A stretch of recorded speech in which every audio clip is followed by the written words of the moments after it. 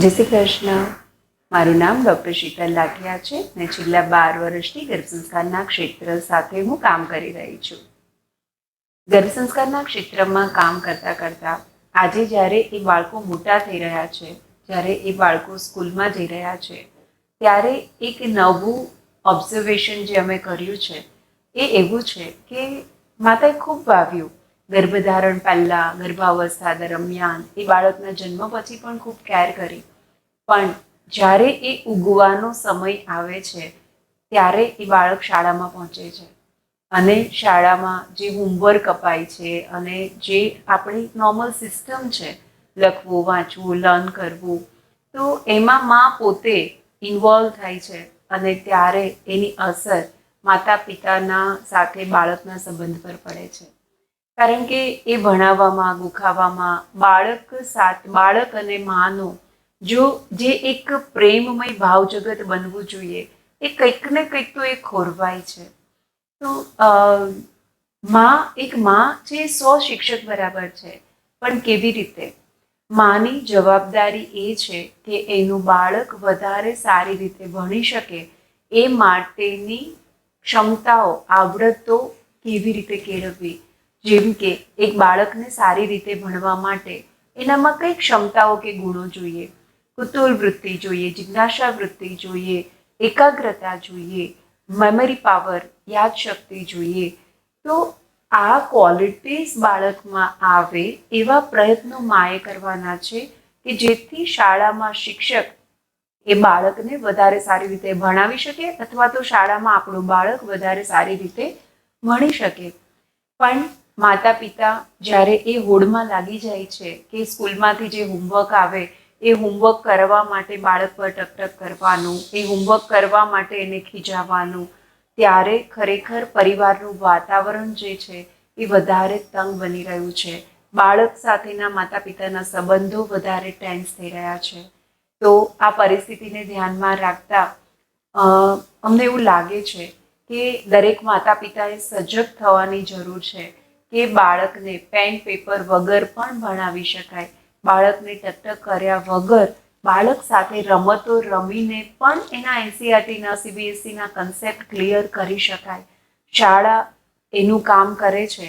આપણે આપણી રીતે બાળકનું બાળપણ સચવાઈ રહે, આપણા વચ્ચેનું ને બાળક વચ્ચેનું ભાવજગત સચવાઈ રહે, એ રીતે પણ આપણે બાળકને શિક્ષણમાં મદદરૂપ બની શકીએ. કેવી રીતે? બાળકનું શિક્ષણ એક માતાની ફરજમાં આવે છે, રમતા રમતા આપે. માતા પોતાના પ્રેમમય સ્વભાવ સાથે બાળકના શિક્ષણમાં સહયોગી બને. અને જ્યારે એક માં બાળકને ભણાવી રહી છે ત્યારે બાળક માટે એ બોજ નથી, એક રમત છે, એક સરસ મજાનો ક્વોલિટી ટાઈમ છે. અને આ જો હરેક માતા પિતા સમજી શકે, કરી શકે, તો બાળક ચોક્કસ જ શિક્ષણમાં વધારે સારું કરી શકશે. તો આના માટે મોમેસ્ટચ તરફથી અમે એક પ્રાયોગિક કાર્યશાળાનું આયોજન કર્યું છે. આ કાર્યશાળામાં દરેક માતા પિતા પોતે બાળક બનીને આવશે. એટલે કે જેમ બાળક 5 કલાક એક શાળાના એક પેલામાંથી પાસ થાય છે, એવી જ રીતે માતા પિતા પોતે પણ 5 કલાક એ પ્રાયોગિક ક્રિયામાંથી પાસ થશે. કોઈ સેશન, કોઈ સેમિનાર નહીં, કોઈ ભાષણ નહીં, કોઈ શબ્દો નહીં, માત્ર ને માત્ર પ્રયોગો. કે કંઈ પણ વિષય બાળકને આપણે શીખવવો છે, એ વિષય શીખવા માટેના બેઝિક ગુણો આપણે બાળકમાં કેળવવા છે, તો એ કેવી રીતે કેળવી શકાય? તો આ પ્રાયોગિક પ્રક્રિયામાંથી દરેક માતા પિતા પસાર થશે. 5 જૂન રવિવારે બપોરે 3 વાગે સૌ માતા પિતા સાથે મળીશું. 3 થી 8 5 કલાક. નાનપણથી માંડીને 10મા ધોરણનું બાળક જે પણ વિષયો ભણે છે એ વિષયોને માતા પિતા તરીકે આપણે કેવી રીતે વધારે વિષયોમાં બાળકને ગહન રીતે ઉતારી શકીએ, એ વિષયોને ગ્રહણ કરવાની, સમજવાની ક્ષમતામાં બાળકને કેવી રીતે વધારો કરી શકીએ, આ પ્રયોગોમાંથી આપણે પાસ થઈશું.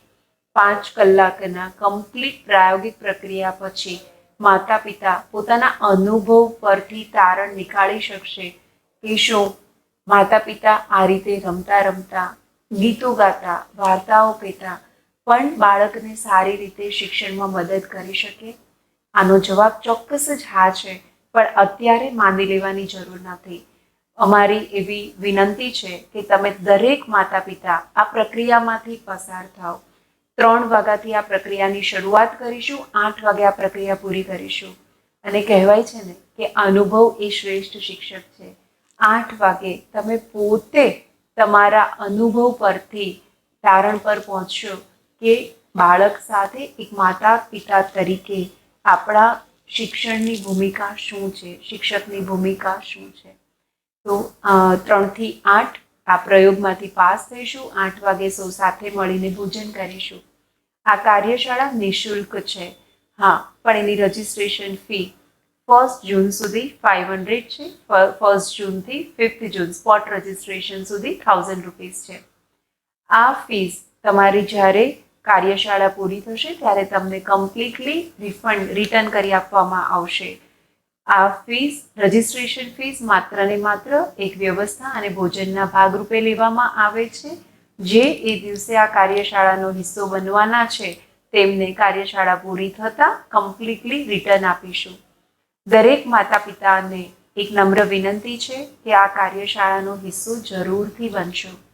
ચાહે તમે પ્રી પ્રેગ્નન્ટ છો, પ્રેગ્નન્ટ છો કે તમારું બાળક છે, ચોક્કસ જ આ કાર્યશાળાનો હિસ્સો બનો. આ પ્રયોગનો અનુભવ કરો કે જેથી તમારા આવનારા બાળકને કે અત્યારે તમારું બાળક છે તેને તમે બહુ સારી રીતે એના શિક્ષણના પાયાને મજબૂત બનાવી શકો. આ કાર્યશાળા માત્ર માતા પિતા માટે છે. શક્ય હોય તો માતા પિતા બંને જ આ કાર્યશાળાનો ભાગ બને. ખૂબ સરસ. કોઈ કારણથી અગર બંને નથી આવી શકતા તો માતા અથવા પિતા સિંગલ પણ આવી શકે છે. હા, આ કાર્યશાળામાં માતા પિતા પોતે બાળક બનીને આવવાના છે, બાળકને સાથે લાવવાના નથી. બાકીની આ કાર્યશાળાની વિગત, સ્થળ, સમય અને કોન્ટેક્ટ નંબર એ ડિસ્ક્રિપ્શનમાં આપેલું છે, તો તમે તમારું રજીસ્ટ્રેશન ચોક્કસ કરાવી શકો છો. આપ સૌનો ખૂબ ખૂબ ધન્યવાદ.